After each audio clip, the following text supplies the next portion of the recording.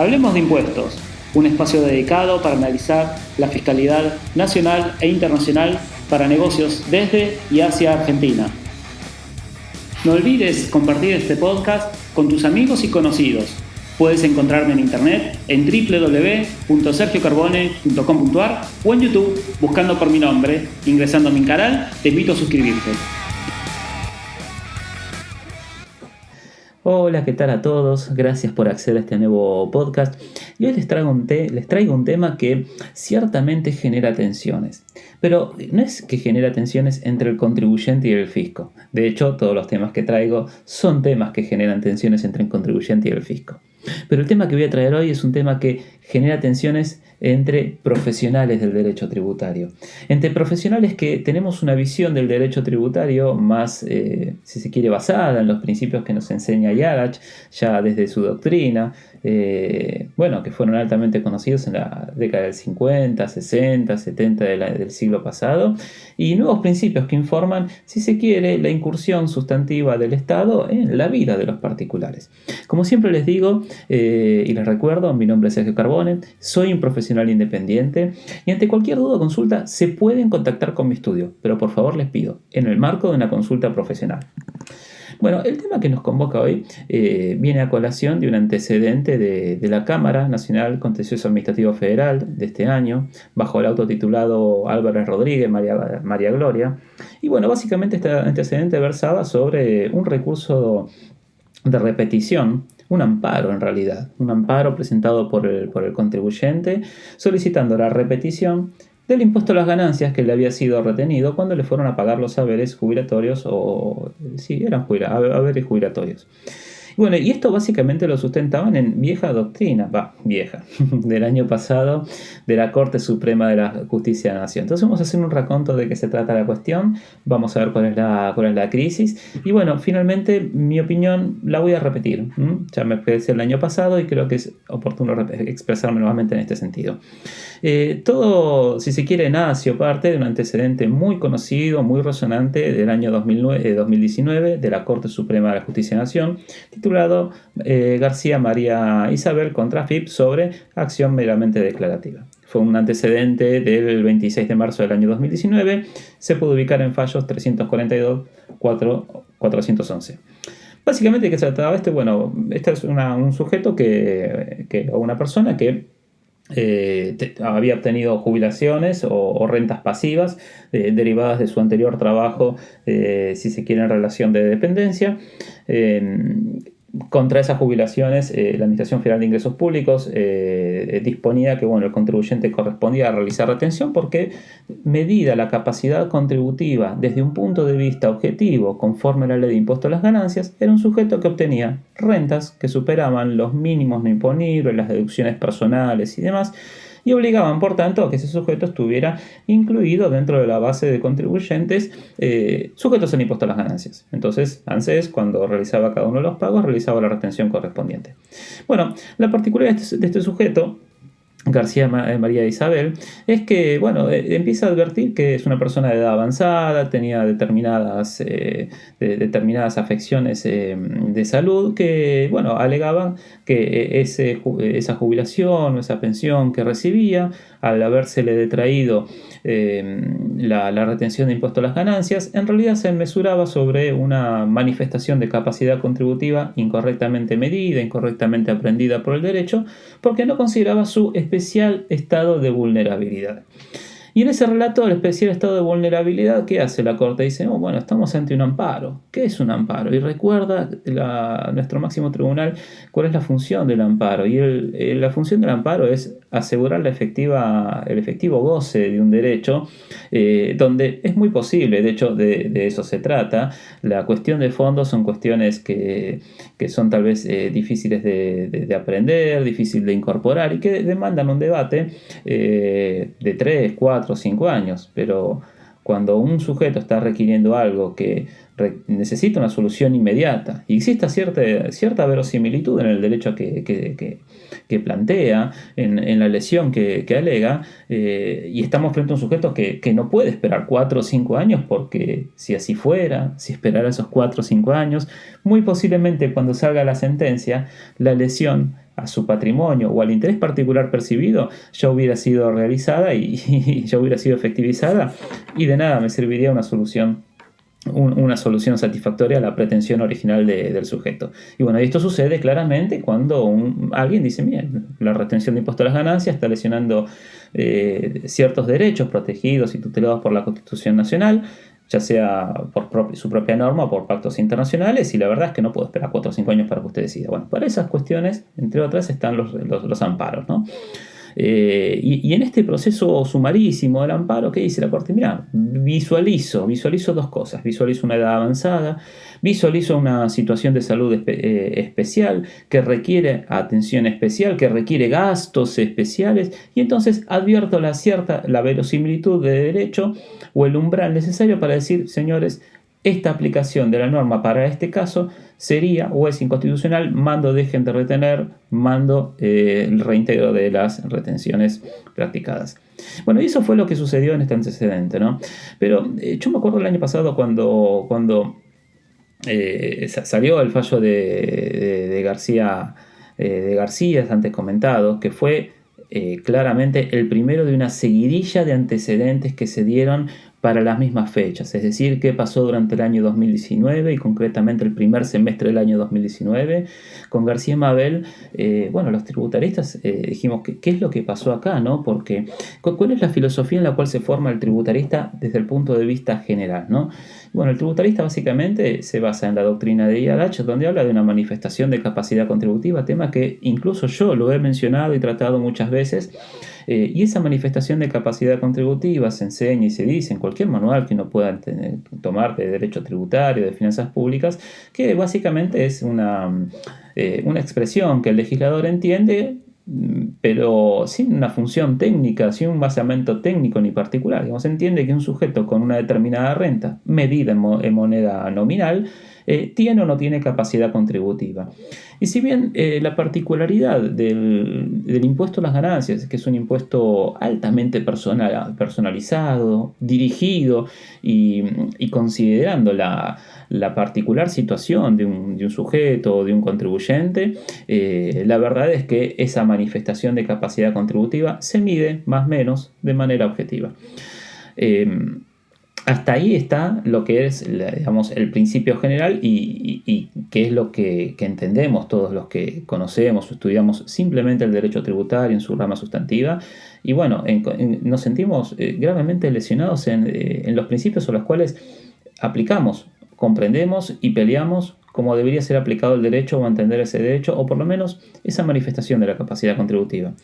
Porque este tipo de antecedentes empiezan a aceptar, como dije antes, y lo ratifico, cierta invasión de principios contenidos en tratados internacionales de derechos humanos, el derecho básicamente considerando el derecho a personas que están en estado de cierta vulnerabilidad, que podríamos encontrarnos una persona en estado de cierta vulnerabilidad, personas con capacidades diferentes, pero también nos vamos a encontrar con personas en cierto estado de vulnerabilidad, aquellas personas con edad avanzada y con graves afecciones personales.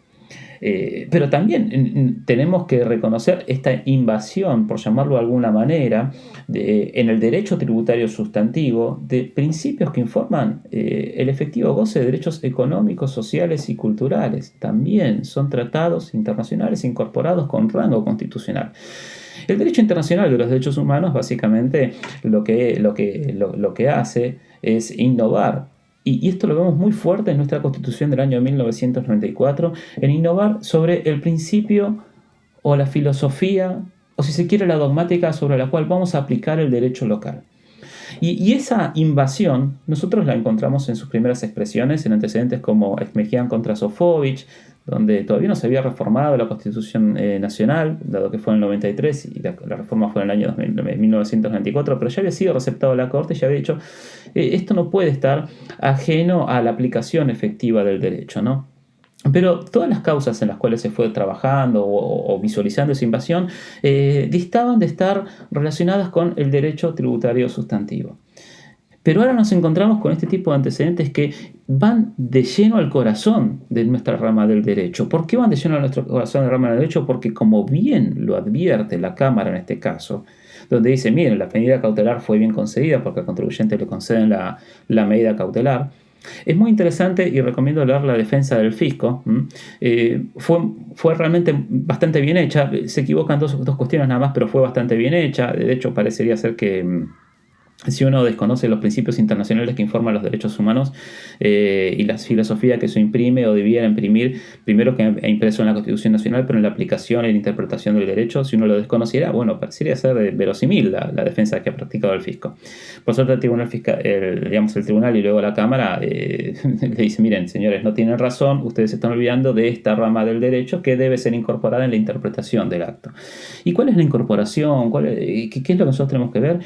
Bueno, básicamente lo que dice la Cámara es, señores, acá recuerdo que en García Mabel la Corte dijo, es necesario que nuestra ley sustantiva, y acá les quiero aclarar que yo advierto cierta tensión de poderes. Recordemos que nuestro orden constitucional se basa en 3 poderes principales, ejecutivo, legislativo y judicial, donde hay una suerte de control, bueno, este equilibrio constitucional, una suerte de control intrapoderes y extrapoderes, es decir, un poder también controla a otro, cada uno tiene su esfera de actuación y cuando algún poder se extralimita, el otro lo puede controlar, ¿no? Y dentro de esa esfera de actuación, dentro de lo delicado, la esfera de actuación del judicial, el judicial tiene muy claro que no puede innovar en materia legislativa, ¿sí? Y siempre busca evitar esa cuestión, ¿no? Pero en este caso vamos a ver que existe cierta tensión hasta dónde llega a innovar en materia legislativa o no. ¿Por qué?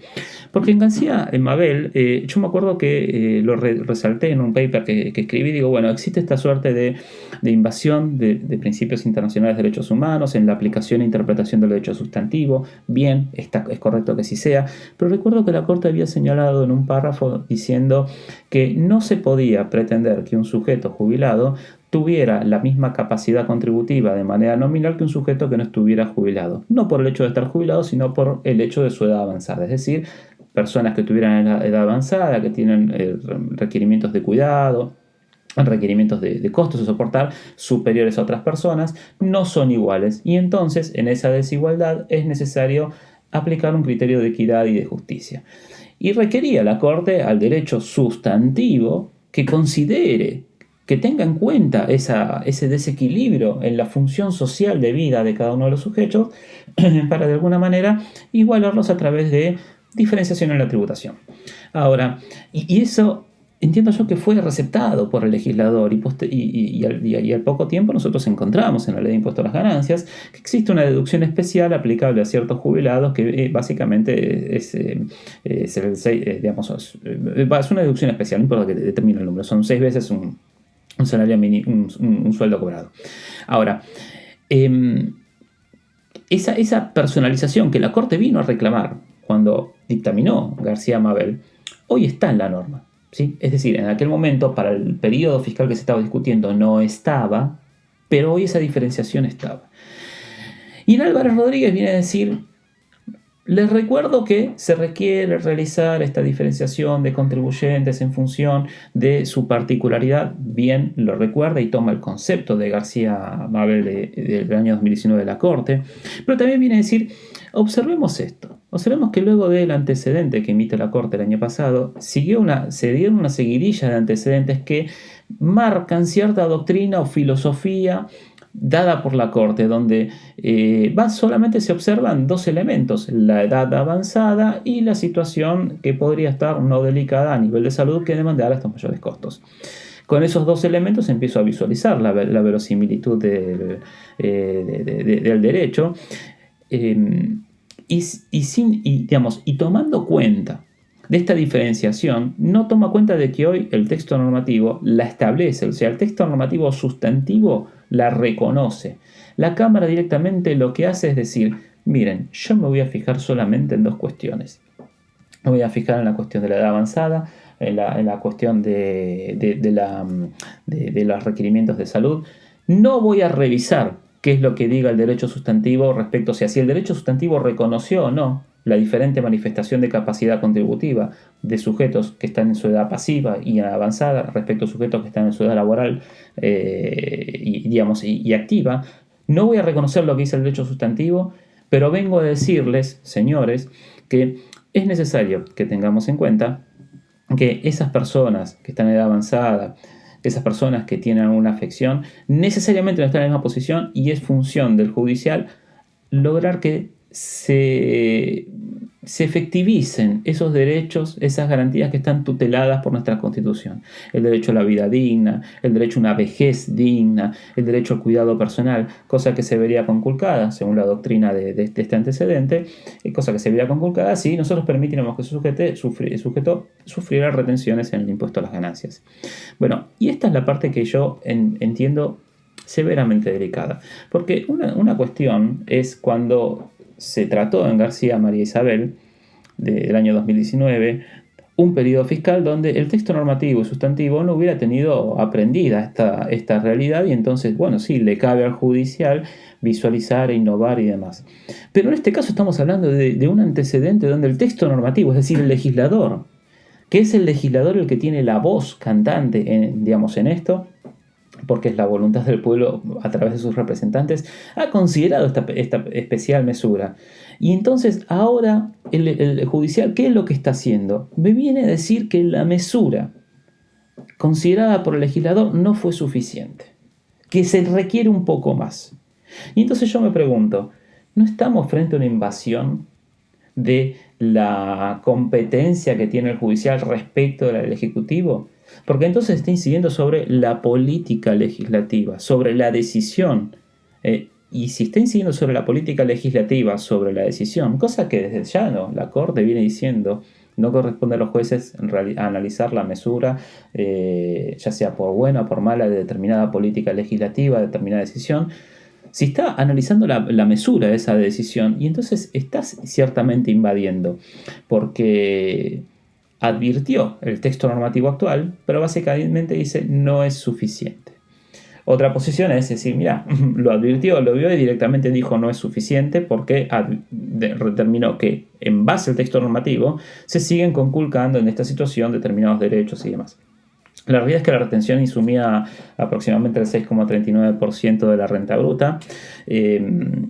Y solamente ha sido fundado este antecedente en los dos elementos que antes les dije, la edad avanzada y una situación de salud un tanto complicada. Creo que estamos frente a una doctrina que se está basando en solamente dos elementos, pero hay una invasión fuerte en la esfera del legislativo ejecutada por el Poder Judicial. Creo que esto no es sano para el derecho. Creo que es necesario reconocer y reafirmar aquellos principios internacionales de derechos humanos que informan y que conducen la inteligencia de nuestra Constitución Nacional y deberían conducir la inteligencia de aplicación e interpretación de nuestras normas de derecho local, pero eso no podría de ninguna manera destruir los principios que informan el orden legislativo constitucional. Nosotros no podemos permitir que el judicial emita un juicio de valor de semejante magnitud respecto de lo que el legislador entendió que es capacidad contributiva.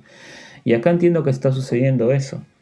Creo que no es que se está verificando o no un conflicto de normas que pudieran o no impedir, violentar o hacer más difícil el goce o el reconocimiento de derechos o garantías reconocidos por nuestra Constitución Nacional.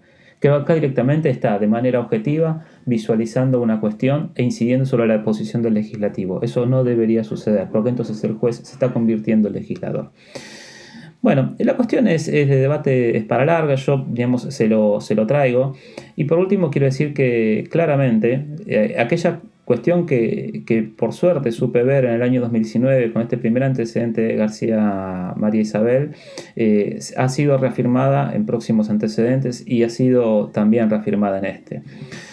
Cuando nosotros nos formamos en derecho tributario y analizamos la rama del derecho sustantivo, evidentemente estamos obligados a incorporar a nuestros estudios cuestiones que hacen a los principios internacionales de derechos humanos, porque todos esos principios hoy también están incidiendo fuertemente, y eso es lo que nos están mostrando estos antecedentes. Todos esos principios están incidiendo fuertemente en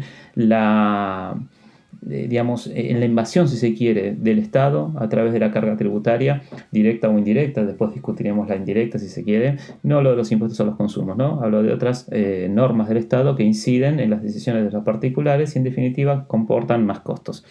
Sobre los derechos o la calidad del goce de los derechos o de la incidencia positiva o no de las garantías que tiene la Constitución Nacional sobre un sujeto.